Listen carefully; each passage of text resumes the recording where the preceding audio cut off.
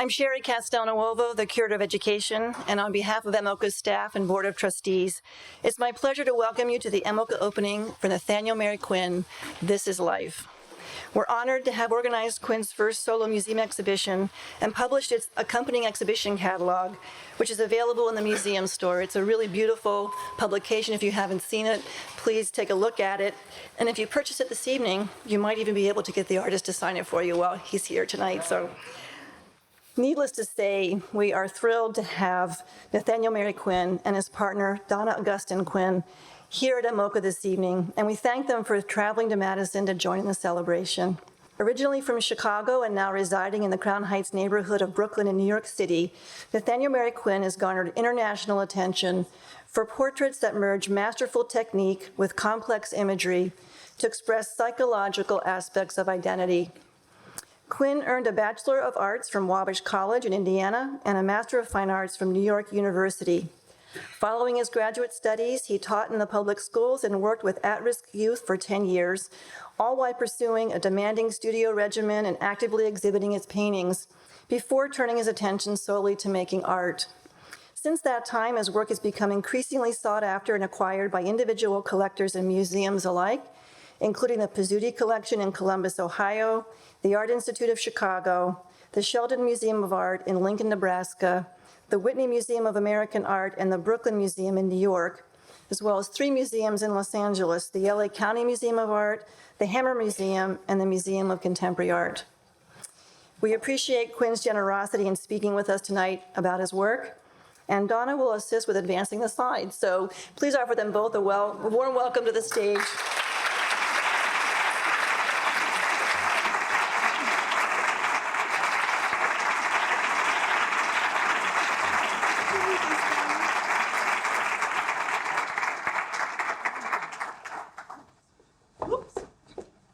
Okay. We're here. Hi. Well, thank you all for coming this evening for the talk. My wife is just put up the first image of a work called Superfly. Now, this work is not in the exhibition here, but I thought it would be nice to show a different piece that perhaps many of you all have not seen, but it still works very much in alignment with the kind of work that I make and what I try to do in my practice.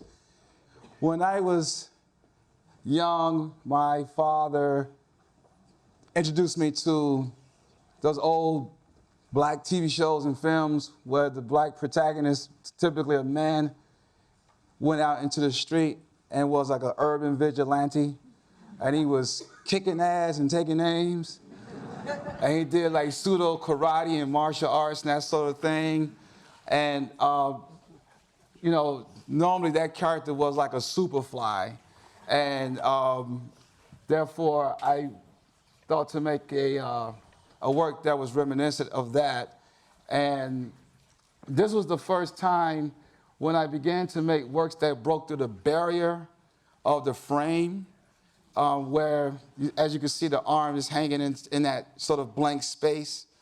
And I found that quite interesting because in a minimalistic sort of way, it highlighted how watching shows like that as a child broke through a barrier in my own life. As we all know, oftentimes watching films and TV shows gives us the opportunity to escape our reality for a moment and to be somewhere else. You know, we like watching these characters in movies who can do the things that we don't possess the courage to do ourselves. And because I never possessed the courage to be a vigilante. Although I wish I had the courage to do something like that, but I'm from the South Side of Chicago. I knew where, you get shot doing something like that, so. But not Superfly, he didn't get shot. You know, he was dodging bullets and stopping bullets and said, "Too bad, sucker," you know. So, you know, there's a lot of humor in the work, and I think that's important. But like the works here tonight at the museum, I use the same kind of materials, gouache, soft pastels, oil pastels, Perhaps in this piece I used paint stick and oil paint to render the nose. And all the works are made by hand, so every aspect of the work is rendered through painting and drawing. So there is no quasi-mechanical or mechanical methods used for making the works. There isn't any collage systems at play here. Therefore, there aren't photographs being taken from an extraneous source and then placed on the surface of the paper itself. Everything is made directly on the surface of the paper. The paper I tend to use is Coventry vellum paper because it's heavy and you can be pretty aggressive with that paper and it can hold up. Okay, my wife is my studio manager as well and she does a great job.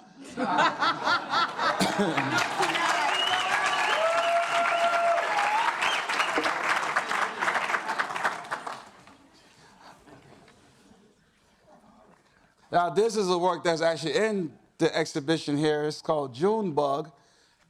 When I was young, maybe around 10 years old, my mother took me with her to visit her sister. And when we arrived, for the first time I met her brother, Junebug. And that stayed with me, that experience, because he was wearing these really flashy clothing, and he was a loud dresser, you know, one of those people who wanted to show off their money. But of course, he was a drug dealer, and this is how drug dealers dress, which seems counterproductive for a drug dealer because you probably want to stay under the radar if you're selling drugs. But why sell drugs if you don't also believe yourself to be invincible? I mean, that's the whole point. You want to feel like you're El Chapo or something. You can't be touched. And but at the same time, it was quite sad because I also recognized right away, as a kid, how much my mother detested that part of her family. She was just doing her sort of duty as a sibling to go and see these people, but she didn't like these people very much, precisely due to the kind of activity that they were engaged in. But yet Junebug was a interesting character. He rubbed off on me a bit. I mean, I kind of liked him in a weird kind of way. But I did not like what he did. I mean, I was very aware, acutely, of the downfalls of living a life in that way. Now, I was 10 years old, by the way. Now, years later, of course, I have my first exhibition with Rona Hoffman Gallery. And yes. And in accordance to my art practice, I make work based on visions that come to me. And I'm not trying to be religious here, but basically, I make work based on visual images that appear to me. And those images function as the preliminary sketches for my work. So I never do a pre-sketch on paper. The vision is the pre-sketch. And, or better yet, the guide for the practice of my work comes from here, from the center.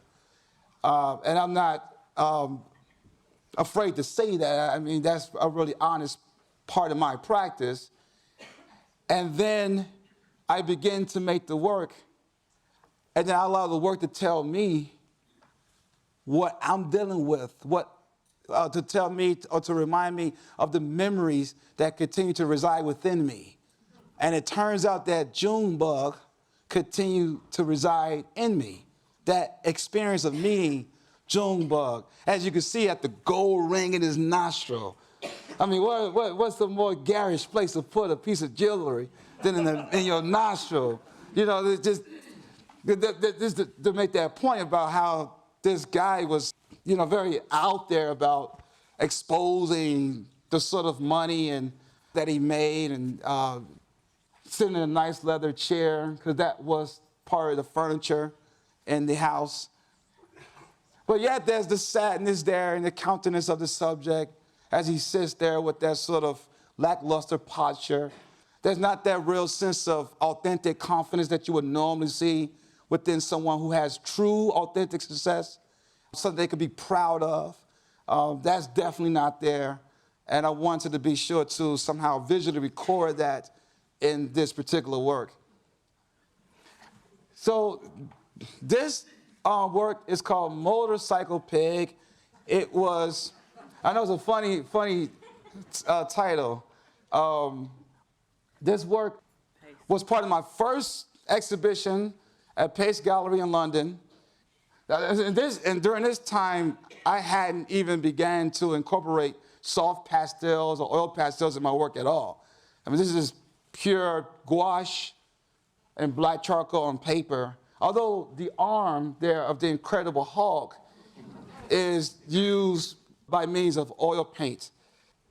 But this is a very important work. This work pretty much, it highlights everything in a way. It's a large work. It's 60 inches tall, 44 inches wide. As I said before, it's gouache and black charcoal and oil paint on Coventry vellum paper. And it's called Motorcycle Pig because growing up in Chicago, we had a pantry in the apartment. And the pantry was always filled with junk. And a lot of that junk was old motorcycle parts and bicycle parts. And I will never forget this. And of course, around this time, now, I mean, I may have been 6 years old, you know. And my father, a man who could not read or write, but who indeed had a talent for drawing, he recognized that talent in me.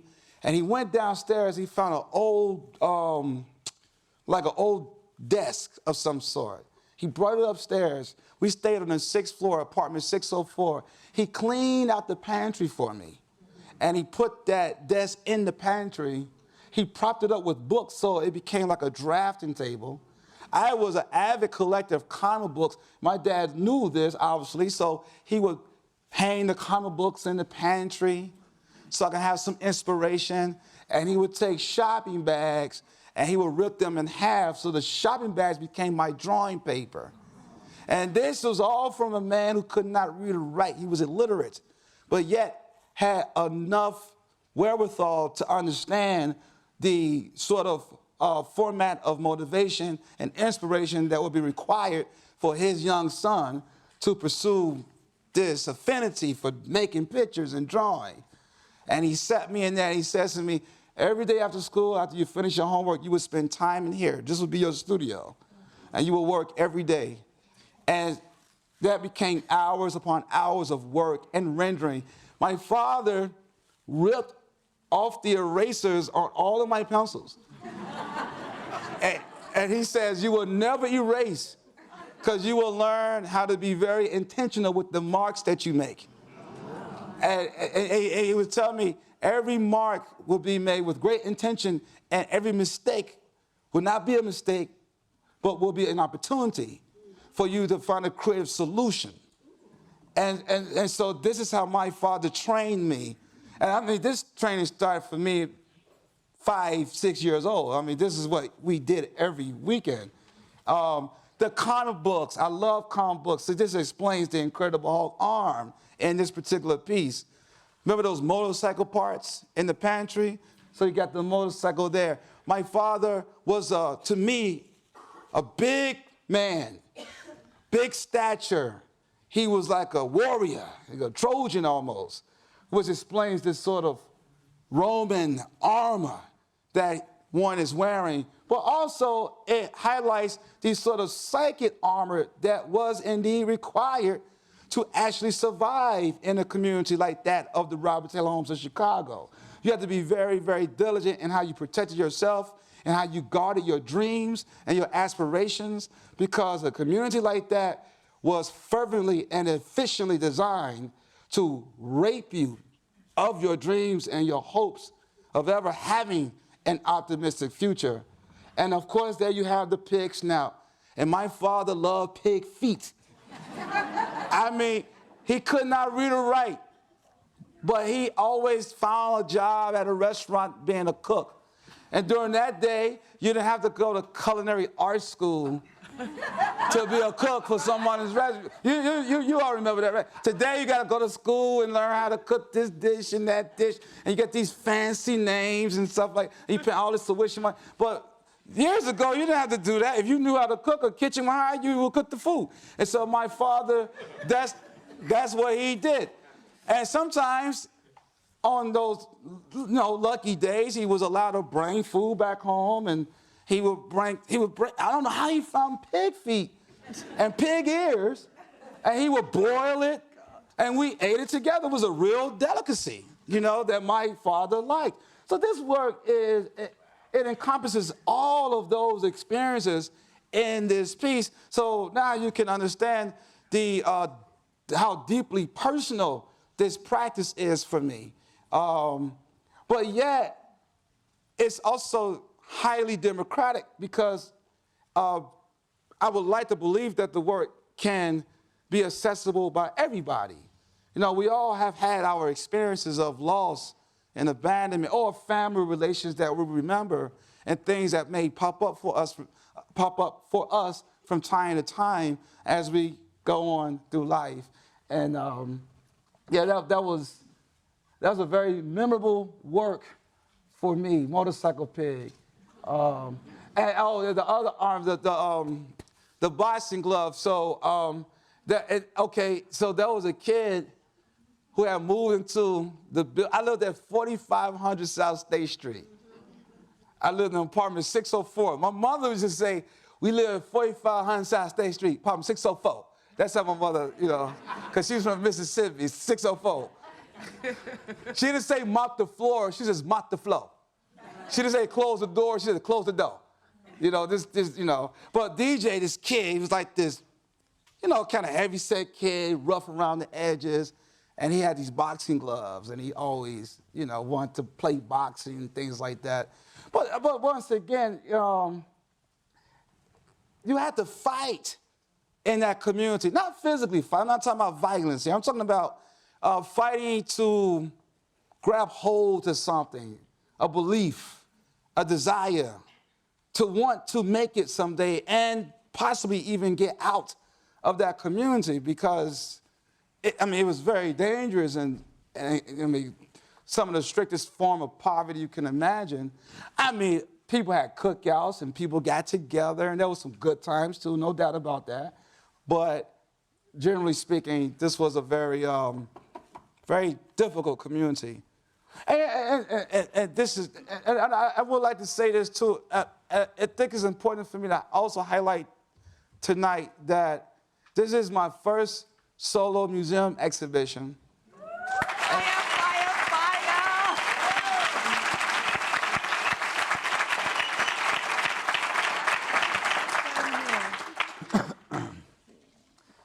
And I'm very honored to be here tonight in Madison. I'm thrilled. I'm fortunate. Serendipity and luck plays a big part in life. I believe that.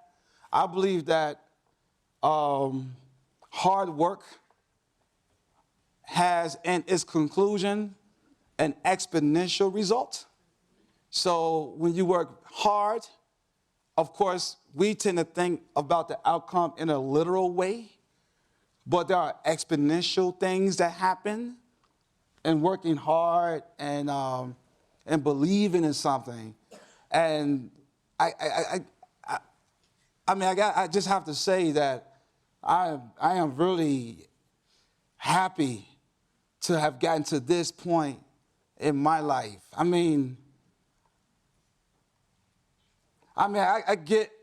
don't know, I could talk about my practice and give you some deep theoretical underpinnings of my work, but I'm a human being. And this is emotional for me. And I can't believe it. I can't believe it. And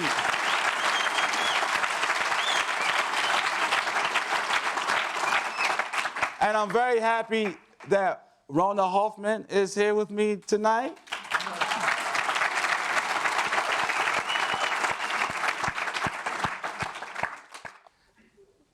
You know, I remember Don and I went to visit Chicago some years ago, and we walked past Rona Hoffman Gallery. True. And I said to them, boy, I would love to work with Rona Hoffman, man. That's one of the... And what did I say? Remember I said send a portfolio in. You said you can't do that. No, I said, you can't do that. You can't send... Can't do that. And Don and I went to a local coffee shop, and we had a cup of coffee, and I was like, boy, Rona Hoffman Gallery, man, that's like one of the best programs in the world, and blah, blah, blah. And she helped a lot of artists' careers. You know, I was like, wow, that's Rona Hoffman, you know. She's basically God, you know. And Yes, lady. And then fast forward, Rona Hoffman came to my studio. And right then and there, she let it be very clear that she wanted to represent me. We booked the first solo exhibition, and we've been together ever since. And she is the absolute best dealer I've ever worked with. And I'm convinced that I will go the rest of my life saying that exact same statement. Rona Hoffman she cares about the artist. She cares about the artist's career and how the artist's works are being developed. And I mean, she really gives a damn about artists. And that's why I love her so much. So I'm very, so just to circle back a bit, I just told you about that experience. So prior to that even happening, I made this work. And when I made this work, I was still a teacher. I was a teacher for 10 years. And I love teaching. I mean, I love education. In fact, I say all the time that education saved my life. But around this time, I had a visit by a very powerful collector named Birthday Woody. And she came to my studio, and she presented to me this opportunity to submit a work to the Whitney Museum of American Art auction night. And this is the work that I created. I made the work, I rolled it up, I took it with me to my job, because someone from the Whitney Museum had come to my teaching job to pick the work up to deliver it to the museum.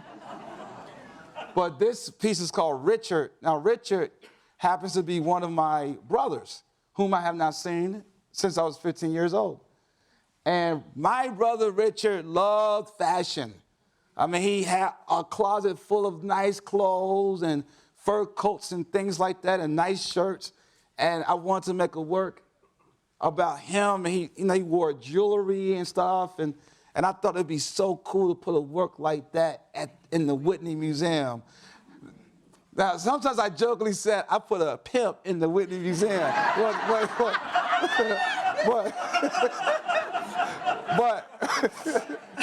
But Richard wasn't a pimp. I mean, you know, but I get it. And that, you know what? And that night turned out to be a really phenomenal night for me. It was rather life-changing in many respects. So that's the and now that's in the collection of Birthday Woody. She bidded on the piece and she won the bid, and now she owns it, and that's it. This is 1st and 15th. My mom was a recipient of the state. She was a welfare recipient. And of course, they get a check every 1st and the 15th of the month. And I wanted to make a work that represented those, people who in Chicago who were poor, essentially.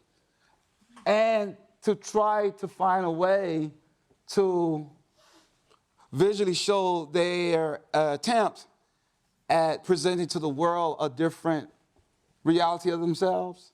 There's a deep amount of shame that comes with being poor, no doubt.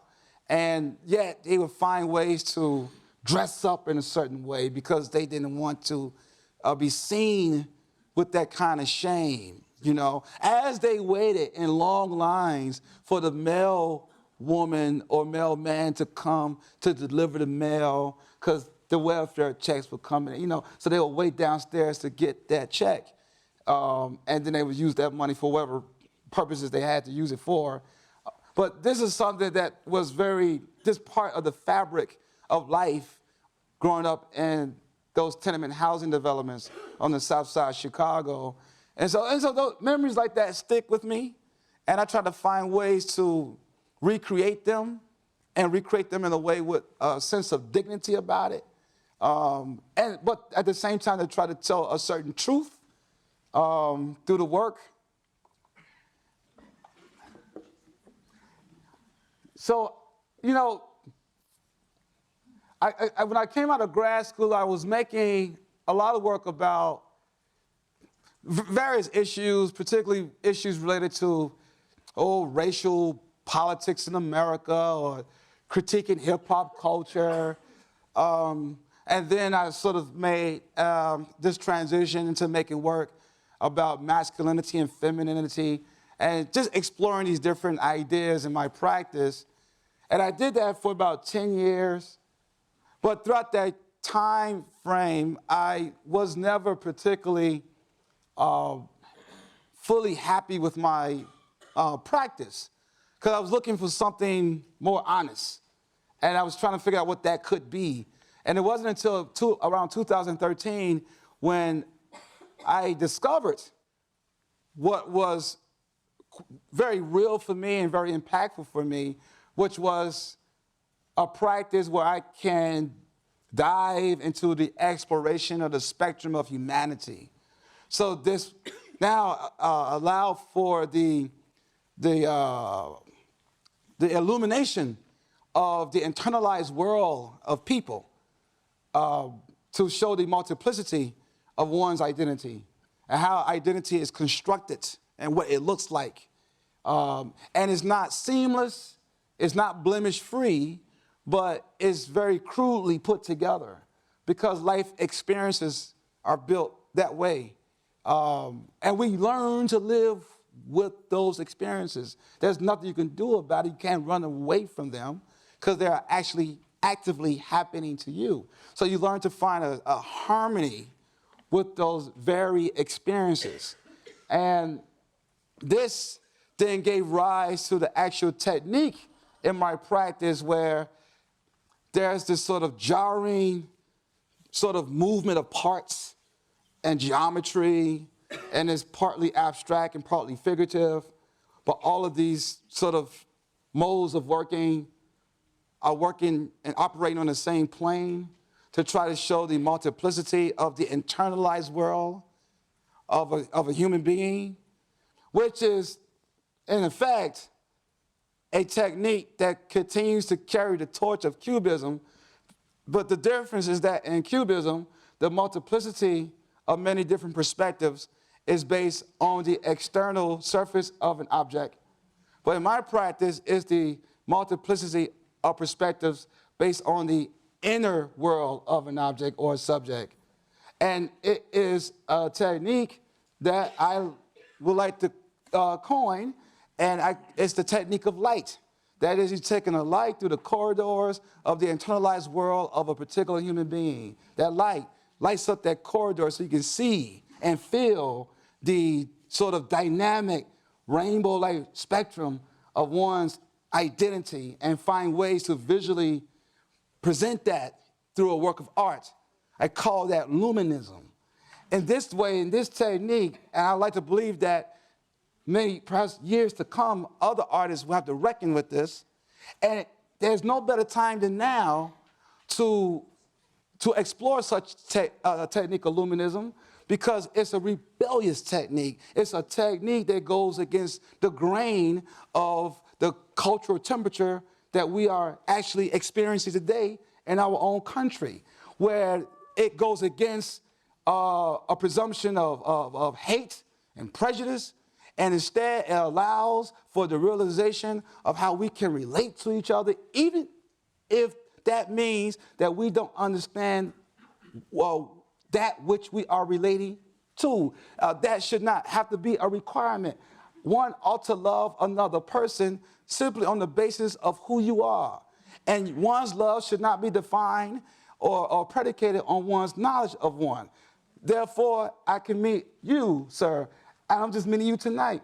I love you anyway. I don't know you. I may not ever get to know you, but it's just a human relation, just a common man and woman respect that we ought to have for one another. Might be your cousin. Yeah.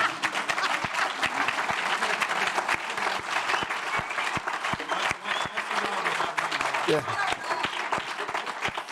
So luminism is a technique that allows for the exploration of the multiplicity of the internal world of a given subject or a human being, so to speak. To me, I feel a great deal of conviction about it being the torch that can carry on another step further from Cubism, and that's my technique. And there was no more effective of an exploration that took place than the one when I began to explore myself and my work, which is quite difficult to do because it's very difficult to face the truth. And oftentimes the truth hurts and it makes you feel uncomfortable. And so we find peace and a sense of tranquility and calm with avoiding the truth. But you cannot run away from the truth. And so in the previous work, Sorry, man. this piece is, it's okay. Come on, let's move on. It's- so this piece is called Golf Mound, and it was part of my first solo show in New York at Half Gallery. It's a small work, 16 by 13 inches on paper. Gouache, soft pastel, black charcoal, paint stick, oil pastel, gold leaf on Coventry vellum paper. But it's called Golf Mound because I had to come to the realization I continued to deal with the grief of the loss of my mother. And when I had the fortune of attending a private boarding high school in Indiana, Culver Academies. And is that a Culver night out there? Hey, all right, wow. Right?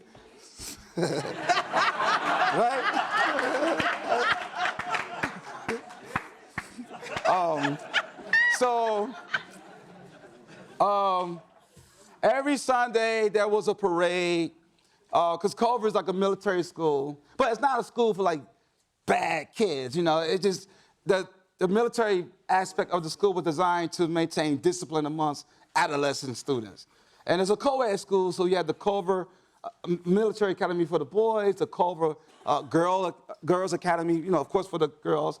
And every Sunday there was a parade, and I was in the band unit, so many of the artists stayed in the band unit, and I played the drums and march to the parade field, and people from around the country would come and see the band and clap at the end, this kind of thing. And then at the end of the parade, everyone would break away and go to the mess hall to eat lunch. I stayed back. And I would stay back because I wanted to sit on the golf mound and I would listen to my Walkman, and I would listen to Al Green. I would listen to How Can You Mend a Broken Heart? And every Sunday for 4 years, that's what I did. After every parade, I would sit on that golf mound and just mourn the loss of my mom and listen to Al Green, How Can You Mend a Broken Heart? And that's the time I set aside for that.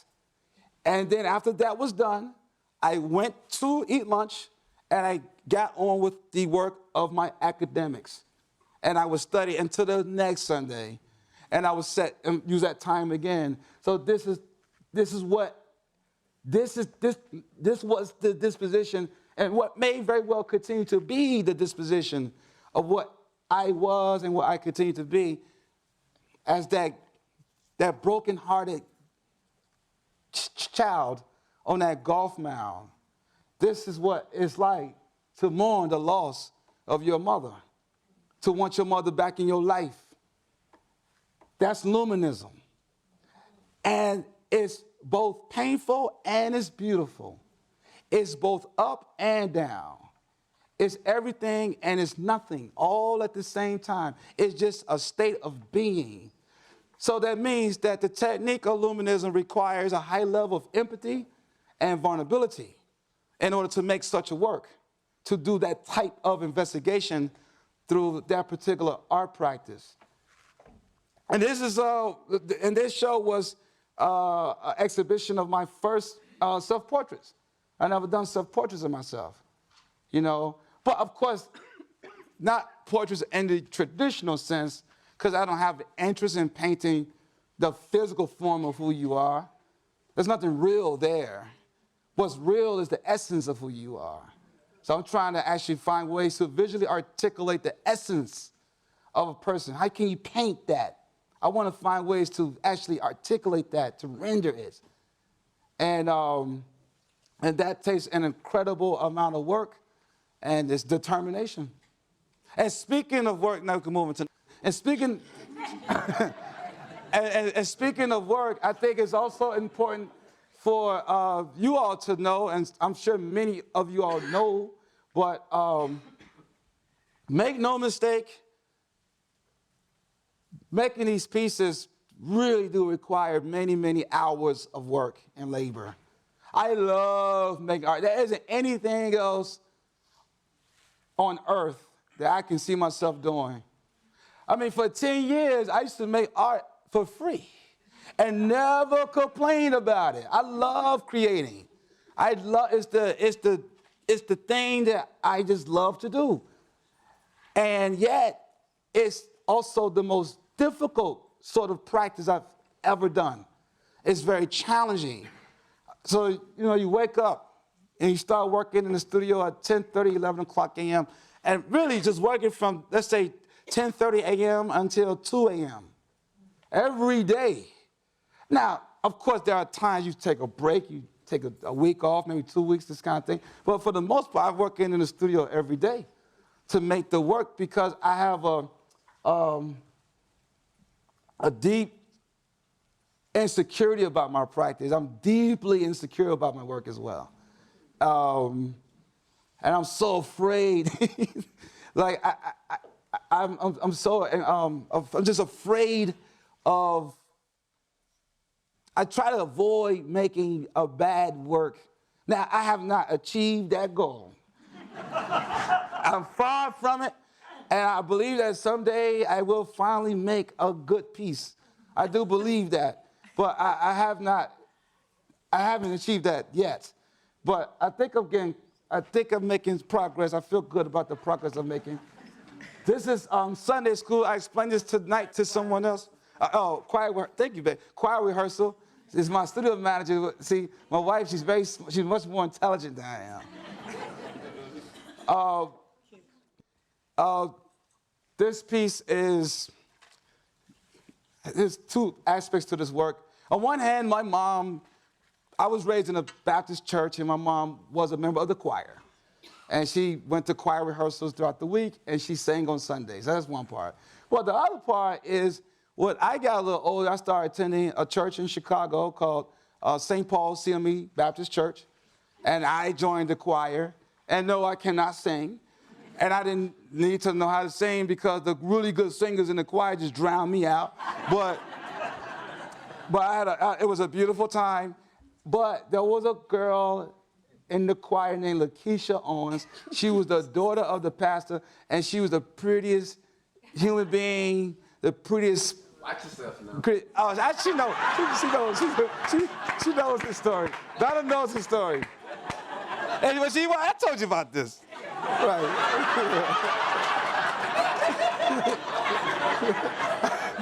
What do you mean? Yeah. Oh, no, I don't mean that. But anyway, Lakeisha was, she was a very pretty girl. The only time I got to see her was during choir rehearsal. Because, she was like the pastor's, what do you call it, PK, preacher's kid? So she was like the, elite in the church and stuff. I didn't have the courage to speak to her or say anything. I didn't think she would have an interest in someone like me. Because remember, I was like this poor kid from the projects. She was from like this upper middle class family, and her parents were professionals and stuff, leaders in the community. And in any case, that experience stayed with me as well because it forced me to confront the dynamics of class in a way that I never had to deal with before. And I felt it quite fervently during that time. Because there's no reason why I should have felt insufficient enough to at least speak to her. You know, but I did feel that way because I was, in fact, poor. And I did not feel worthy enough to speak with Lakeisha Owens. You know? But I don't know where she is today, by the way. I don't know. I don't know. She's somewhere out there. Questions? Okay, so now my wife is detailing to me that it's time for questions. So 2 questions. 1, do you dream a lot? Do you have an active, sleeping dream life? And 2, do you think dreams are maybe like illuminism self-portraits? I ask this because there's such a dreamlike quality to your intuition. Well, I imagine that they say people dream every night. We may not. Yeah, we don't. I don't remember my dreams. I remember one dream, and I'll tell you, I remember one dream. Baby, that's not what she means. She means that people... Is that what you mean? Like dream? Boo-boo. When people dream a lot, that means they remember it the next day. If you're quite a dreamy person who dreams, normally like every kind of so often I'll say to you, I remember, oh God, I had this dream. You never do that to me. You're not a dream person, boo. I don't remember my dreams. I don't remember my dreams. Does that answer the question? He doesn't remember his dream. He's not a dreamy person. I remember one dream. In 41 years. Yeah, only one dream. Oh, yes, ma'am. Yeah, so it seems that a lot of your work is representation of like growing up in your childhood and adolescence. Is there any aspects of your work that represents having made it or the journey? No, in fact, that's a good question. My recent first solo show with my New York gallery, Salon 94, is a show called The Land, and that entire exhibition is about various members in my community of Crown Heights, Brooklyn. Just to answer your question, so it wasn't even about me at all. I mean, it was just about, so my wife and I, we recently bought a house 3 years ago now. We moved into this community, and it was on the verge of gentrification. We all know Brooklyn's going through this big change, becoming one of the most robust real estate markets in the world. And so you still had the old remnants of Crown Heights there, right? And the first night we move in, we go to sleep, and there's like 6, 7 guys standing in front of the house. Because the house had been abandoned, right? So they were accustomed to standing there. Now, my wife is from London, and in Brooklyn, she thinks she's on the set of BET somewhere, She thinks it's a movie. And she said, I'm going out there and I'm going to do this. And I said, no, you're not. You're not going to say, let me handle it. You better not do that. They don't care about your little cute British accent. Trust me. So I went out there and I spoke with the guy. Hey, how y'all doing? I introduced myself to them. And they said, hey, what's up? I said, hey, look, man, we're new homeowners, man. And, I just know you guys stand out here. What's going on? What's happening? And then we just started talking and relating. And then I learned, like, one of the guys did, prison time. The other guy was a drug dealer. Another guy probably in and out of jail. And they were a little older, like 35 to 40, And I was just kind of, like, relating with them. And I thought, wow, cool, you know what I mean? And so then at the end of 45 minutes of talking, just connecting with them, because you have to first realize some things. Firstly, when you move into a new community, you have to understand you're moving into somebody's home. They grew up there. We're new. Secondly, we're gentrifiers, right? So we're homeowners ourselves. They recognize that, so they're also reading us. So I wanted to lighten up the mood with them, and it worked. And I said, hey, man, look, we about to go to bed. I know you're out chilling, but if you don't mind moving down the block a little bit so my wife can get some sleep. And, you know, the guy said, one of the guys' name was Tu, brolic, big guy, you know. He just got out. And, you know, he was fresh out. And he said, he says, yo, you know what, Quinn? We're going to move because you came to us with respect. That's what he said to me. He says, otherwise, we'll be whooping your ass up and down the street right now. And I said, yeah, you would. I'm not trying to act tough. I'm not a tough guy. I'm an artist. But then I said to him, but you understand too that I'm willing to give up my life for my wife now. You understand that? And he says, if you weren't, I'd still be whooping your ass up and down the street. And then ever since we developed this relationship, this is over about 2 years. And then all of a sudden I began to get these visions of these pieces I wanted to do about them and other people in the community. I called the exhibition The Land. And so there were 15 works in the show. Each work is predicated on an actual person in the community. And those guys, a lot of them are in the show. They don't know what I do. They don't know I make art, actually. But like, one piece in the show is called J.B. and Bobby, which was exhibited at my current show at the Drawing Center Museum in New York. Now it's in the collection of the Art Institute of Chicago through Ronald Hoffman Gallery. And it's actually about, you know, J.B. and Bobby. So as it turns out, my technique allowed for the exploration of other lives and things like that. And so it went beyond just my family and my history, but it began to open the doors to explore the histories of other peoples and in certain communities as well. Yes? Every time I look at your pieces, I think about Francis Bacon. And You said Francis Bacon? Yeah, I get that a lot. Although I will say I haven't really spent a lot of time looking at Francis Bacon's work for any kind of inspiration for the kind of practice that I do. But I see what you're. Obviously, I see what you're saying. Yeah. So for me, my question then would be: does it matter what the race of the person is who you're looking at? Like I saw in your video outside that you have like you're putting up pieces of. There was like a white woman who you were using. Yeah. And even though you're describing like a black person, do you need to use a black face, or can you use like a white face or a Asian face or some features like that too? Okay. No, that's what I was saying earlier. It's about the exploration of humanity. Yeah. You know what I'm saying? Like, humanity and race don't correlate. There's no such thing. Right. Race is just some construct we decide to participate in. It's like democracy is not real. It's no democracy, or these things aren't real. What's your name? Aaronocracy. Imagine that. You could create that in your home. Aaronocracy, like democracy, and you have your own constitution, and people can live by it. It's my husband. He lives by it. Yeah, see? Aaronocracy. So my question too then is, when people like Dana Schultz did the Wiki Show, to me that was so hurtful that people didn't see that she was tying into a narrative that went beyond her race. Yeah, you know what? That's his name, Emmett Till. Emmett Till. Yeah, Emmett Till. I understand that perspective wholeheartedly, because, you know, of course she's an artist, and she was exploring a particular historical moment in American history, and every artist ought to, artists reserve the right to do that.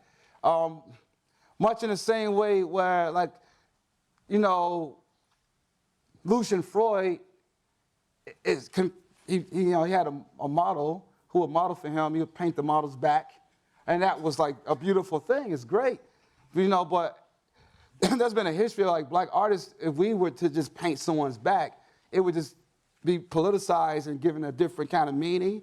When in fact we just want to paint the person's back. Like that's all it is, you know.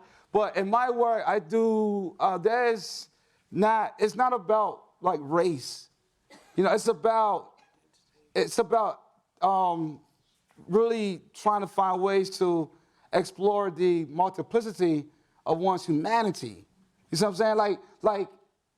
Like this piece is Ethan. Now, Ethan and you are one and the same. You just like him.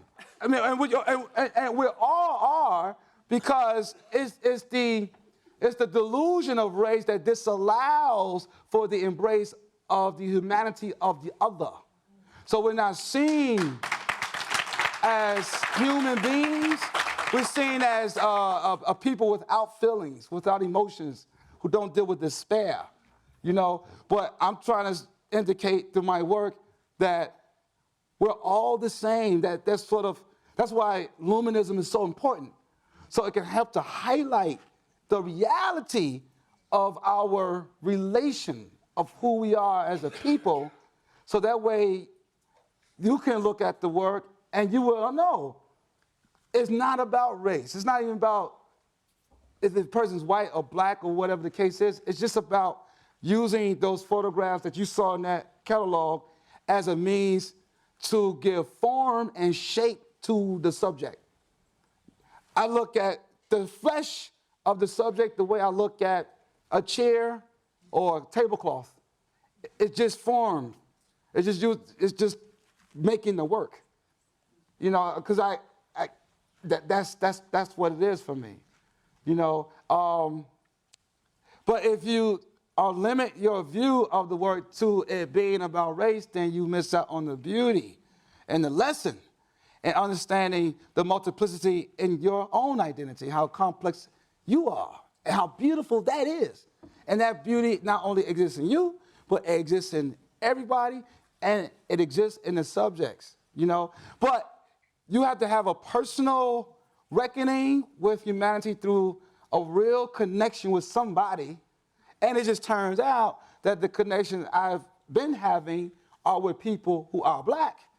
But it allows for the exploration of the complexity in that humanity.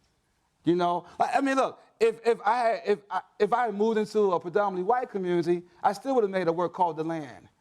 And the figures would have been that. And it wouldn't change anything, because they're humans too. You know what I mean? Like, there's still the multiplicity and of perceptions in the person's identity. It still exists, you know? Now, if you happen to be walking down the street and you see someone walking down the street and they take off flying, that's a different race. Like that's something different than you. That's different. But as far as I know, we all have the common code, right?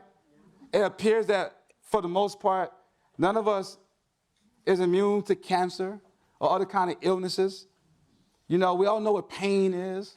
We all know what loss is. You know, like the things that you can't see with the naked eye would perhaps become the most dangerous things to your life, like viruses. Viruses don't know what color you are. They don't care about your race. Your own heart doesn't know what color you are. Your heart don't even know that you exist. Your heart is just beating. That's it. That's it. I mean, so I think it's important to get to dive into the reality of things and just relate. Yes. Wait, one more question? Well. You know, I see Sorry. the eyes are very powerful in your work. It's like a commonality between all the work. Have you met the characters of your childhood or memories, like in your adult life? Have I met them in my adult life? Yeah, like these characters that your memories are of. Have you met them in your adult life? No. Just in my childhood, but you know, I met these characters. This piece called Terry. I know them today because they live in my neighborhood, you know. But from my childhood, did I meet them again? No, sir, I have not. Mm-mm. Yes. Can you give any example or any story about related, like what influences you about making the painting about your your brother or whatever? Yeah, the visions or Yeah, your brother. It's just, they just come. I'm not trying to make them happen. I'm just being. You know what I mean? Like, it's about being present. It's about being like still and being present. And you just let it flow through you. I like to think of myself as a medium through which the universe flows. You understand? And it just flows through you. You know, there's a difference between like creating art versus being art. And then there's a difference between creating art and just being. And don't even call it art. You're just being. And I trust the visions that are flowing through me. I just trust them because they come from a real, genuine place for me. And then I begin to create the work, and then the work tells me what they are.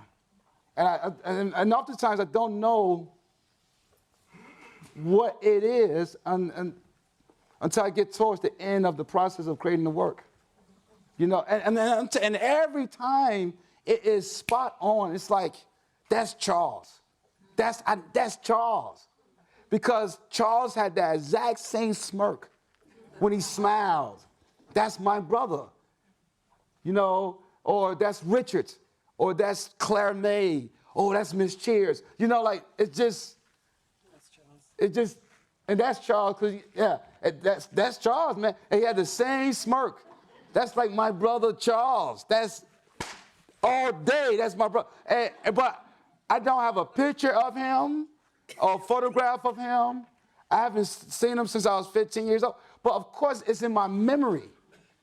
And most of our memories are not at the forefront of our minds, but yet those experiences being lodged in the deep recesses of your mind continue to dictate your behavior patterns, the decisions you make, the way you view the world, the way you receive information, the way you dissect information. So this stuff is in you. It's in you. And if you can just be still and present enough, and just be present and still, and let, for me, just let the talent do the work. Let the work do the work. Let the work be. Don't force it. Don't be contrived. Just be honest and let it be. And just trust that. And then you start working with the materials. I work with a lot of different materials. And so you got to have a relationship with the materials you work with as well, you know. Because the answers are in the paint and in the pastels. And you got to understand what the pastels can do for you. You have to have respect for your materials, you see. And so you form a relationship to the point where you understand that you and the materials are one. You come from the same origin. What exists in the materials also exists in you. So you do understand that the pastels can do this for me, can do that for me, and how you could deal with the materials to get a certain result. And then you render through hours of labor and patience, and you just keep working on it and working on it. Keep it in, and the vision is like broadcast on the paper. I'm working within that. And you're working in the moment, you see. So you're not overthinking the process because the vision it came to me by means of the absence of overthinking. And then secondly, you are removing yourself. You know, you're not interpreting it. You're just letting it be. You know, great artists, this is the key that many great artists have used in their works. That's how they made those great, masterful works. They were in that kind of space. You know, that's the space that they were in. Lucian Freud was in that space. He wasn't painted with paint. He was painted with flesh. It's a difference. You know, he was being the work. He was being it. And that's how you work. And from that practice, the answers come out through the work. Because it must be about the work. Once you make it about you, that's when God leaves the room. But when you keep it about the work, God stays there with you. You understand what I'm saying to you?